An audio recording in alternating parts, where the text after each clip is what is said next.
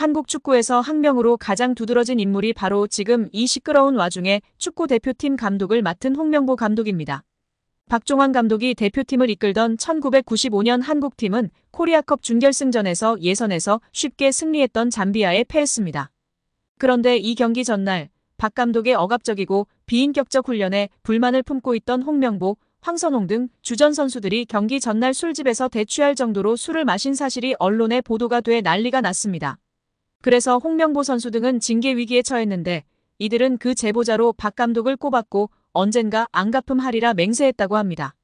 다음해 아시안컵 8강대 이란전에서 한국은 6대2로 참패하였습니다. 유례를 찾기 힘든 처참한 패배입니다. 특히 전반에 2대1로 앞서고 있었는데 휴식 시간 라커룸에서 무슨 일이 있었는지 후반에만 연속으로 5골을 먹은 것입니다. 당사자들은 부인하지만 이 사건은 축구계뿐 아니라 축구팬들도 의혹을 거두지 않고 있습니다. 박 감독은 결국 감독에서 물러났고 당시를 회상하며 자살까지도 생각했을 만큼 개인적으로도 충격이 컸다고 했습니다.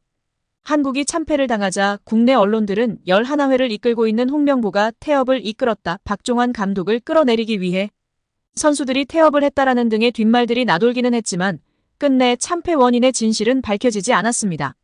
당시 한 언론은 홍명보 선수가 과학적이고 체계적으로 지도하는 감독을 원한다며 스파르타식 훈련을 고집하는 박종환 감독에게 노골적인 반기를 들었지만 누구보다도 체계적으로 지도했던 아나톨리 비쇼베츠 전 감독에게도 노골적인 불만을 터뜨렸다고 전했습니다.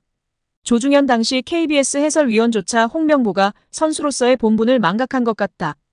옛날에는 감독의 그림자도 밟지 않았는데 어쩌다 이 지경이 됐는지 모르겠다고 개탄했다고 합니다. 하석주 전 전남 감독은 최근 언론 매체 오센과의 인터뷰에서 11회는 그냥 봉사단체다. 내가 회장을 맡고 있다. 라고 밝힐 뿐 특별한 이야기는 하지 않았었습니다. 김판곤 울산 감독의 기자회견이 화제를 모으고 있는데요. 그는 우리가 코끼리의 다리만 보면 그대로 생긴 줄 안다라며 입을 열었습니다. 김 감독은 벤투 감독을 선임했을 때의 과정에 대해 약간 오해가 있다. 벤투 감독에 대해 검증하고 싶은 것은 중국에서 실패했고 그리스에서도 의문이 있었다. 거기에서 확신이 없었을 때는 검증을 요구했고 그걸 잘했다고 생각한다라고 말했다. 이어 우리가 국내에서든 외국에서든 최고 수준 감독에게 PPT를 요구하는 것은 우습다고 생각한다라고 전했습니다. 그는 르나르 감독은 한 번만 만나달라고 했고 나는 가서 비디오를 보여줬다. 우리나라가 이런 나라라면서 말이다.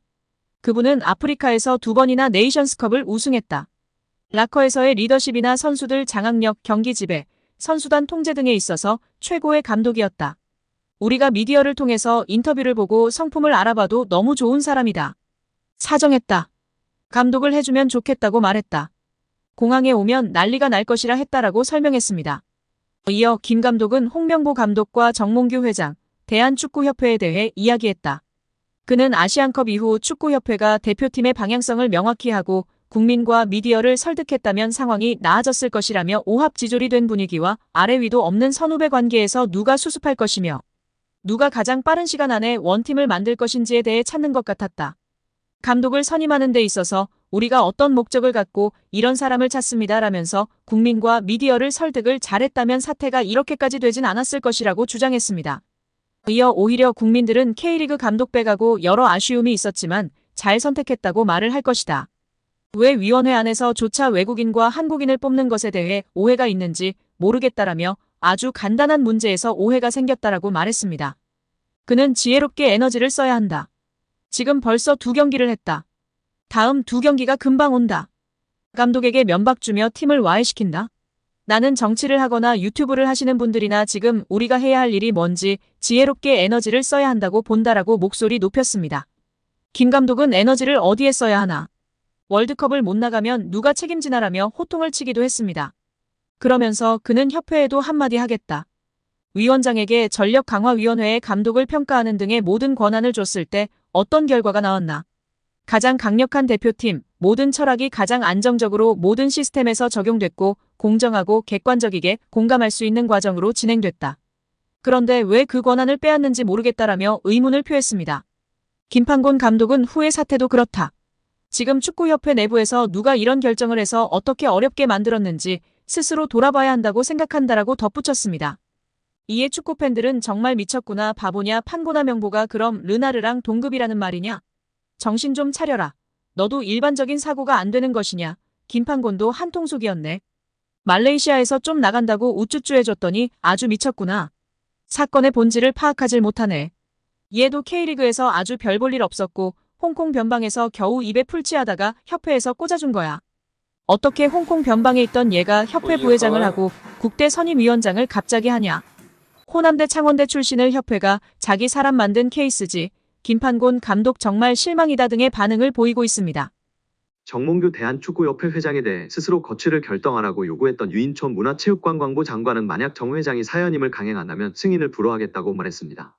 유인촌 장관은 26일 SBS 라디오 김태현의 정치좌에서 정몽규 회장에게 거취 결단을 요구한 이유에 대해 지금 국민들의 시선이 너무나 비판적이라며 불명예스럽게 퇴진하게 된다면 훨씬 안 좋잖아. 그냥 개인이 선택하는 게 훨씬 명예롭지 않겠나라고 했습니다. 정 회장이 지난 24일 국회 문체위 현안 질의 때 사퇴 입장을 밝히지 않은 것에 대해선 그 자리에서 당장 사퇴하겠다, 안 하겠다 얘기하기는 쉽지 않았을 것이라며 잘 정리해서 판단하겠다고 했으니 지금 많은 고민과 심사숙고를 하지 않을까 싶다고 했습니다. 정 회장이 끝까지 사퇴를 거부하고 사연임에 나설 경우에 대해서는 원칙적으로는 연임을 2번 이상 못하게 돼 있다. 사면임도 스포츠공정위원회 허가 과정을 거쳤다며 이번에도 똑같이 그런 절차를 거쳐야 된다고 설명했습니다. 이어 그래서 저희들이 공정위에 이 부분을 시정해달라고 권고한 상태라며 그 권고를 안 받아들이면 다시 한번 시정명령을 하고 그래도 안 되면 선거 끝난 뒤 만약에 투표로 연임이 결정이 된다고 하더라도 승인을 안 하는 절차까지 갈 생각이라고 했습니다. 문체부로서는 가지고 있는 권한을 모두 동원해서 합법적으로 정몽규 회장의 사연임을 저지하겠다는 입장이냐는 질문에는 정몽규 회장도 그렇고 대한체육회장도 그렇다며 2번 이상하고 물러나는 게 원칙인데 그런 걸 다 뒤집고 계속 문제를 만들어가고 있다. 그렇게 여야가 질타를 하고 국민이나 언론에서 그렇게 비판을 해도 눈 하나 깜짝 않고 있다고 했습니다. 유인촌 장관은 홍명보 국가대표 축구팀 감독 선임 논란과 관련해선 만약 불공정한 방법으로 임명됐다면 다시 공정한 절차를 발기하는 게 옳다며 그렇게 해야 국민, 팬들이 납득을 하고 홍명보 감독도 훨씬 더 떳떳할 것이라고 했습니다. 대한축구협회 회장 임기는 4년인데 한 번 연임이 가능합니다. 다만 스포츠공정위 심의를 통과하면 임기를 연장할 수 있는데 정몽규 회장은 2021년 1월 이 과정을 통해 3선에 성공한 것입니다.